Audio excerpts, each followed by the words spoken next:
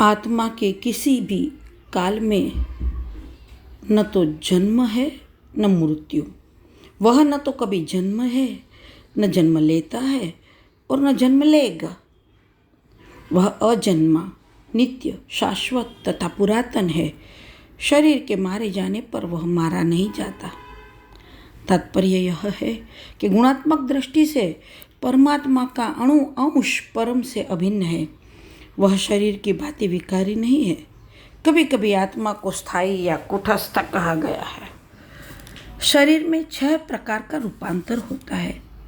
वह माता के गर्भ से जन्म लेता है, कुछ काल तक रहता है, बढ़ता है और कुछ परिणाम उत्पन्न करता है, धीरे धीरे क्षीण होता है और अंत में समाप्त हो जाता है। किंतु आत्मा में ऐसे परिवर्तन नहीं होते हैं। आत्मा तो अजन्मा है। चूँकि वह भौतिक शरीर धारण करता है, अतः शरीर जन्म लेता है। आत्मा न तो जन्म लेता है न मरता है।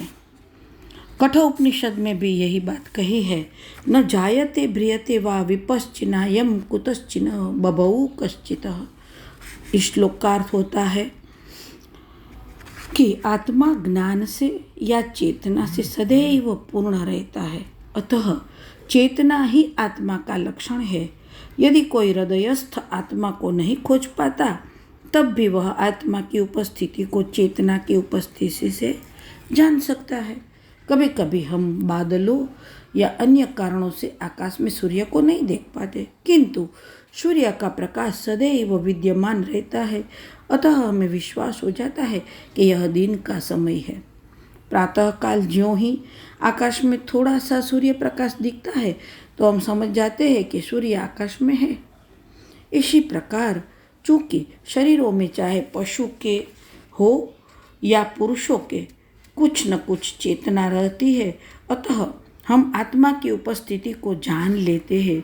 किंतु जीव की यह चेतना परमेश्वर की चेतना से भिन्न है, क्योंकि परम चेतना तो सर्वज्ञ है, भूत वर्तमान तथा भविष्य के ज्ञान से पूर्ण।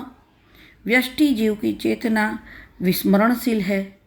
जब वह अपने वास्तविक स्वरूप को भूल जाता है तो उसे कृष्ण के उपदेशों से शिक्षा तथा प्रकाश और बोध प्राप्त होता है, किंतु कृष्ण विस्मरणशील जीव नहीं है। यदि वे ऐसे होते तो उनके द्वारा दिए गए भगवद गीता के उपदेश व्यर्थ होते। आत्मा के 2 प्रकार है, एक तो अणु आत्मा, दूसरा विभु आत्मा। कठोपनिषद कह रहा है, अणोरण्यान महंतो मह्यानात्मास्य जंतेर्निहितो गृहायाम। परमात्मा तथा अणु आत्मा दोनों शरीर रूपी उसी वृक्ष में जीव के हृदय में विद्यमान है और इनमें से जो समस्त इच्छाओं तथा शोकों से मुक्त हो चुका है, वही भगवत कृपा से आत्मा की महिमा को समझ सकता है। कृष्ण आत्मा के भी उद्गम है, जैसा कि अगले अध्यायों में बताया जाएगा, और अर्जुन अणु आत्मा के समान है जो अपने वास्तविक स्वरूप को भूल गया है, अतः उसे कृष्ण द्वारा या उनके प्रमाणिक प्रतिनिधि गुरु द्वारा प्रबुद्ध किए जाने की आवश्यकता है। इसलिए ही कह रहे हैं भगवान कि हे पार्थ, जो व्यक्ति यह जानता है कि आत्मा अविनाशी है, अजन्मा है, शाश्वत है तथा अव्यय है, वह भला किसी को कैसे मार सकता है या कैसे मरवा सकता है। ये न कभी मरता है न कभी जन्म लेता है। ये अणु आत्मा सिर्फ शरीर में रहता है और देह के जाने के बाद फिर जहाँ से आया है वहाँ चला जाता है।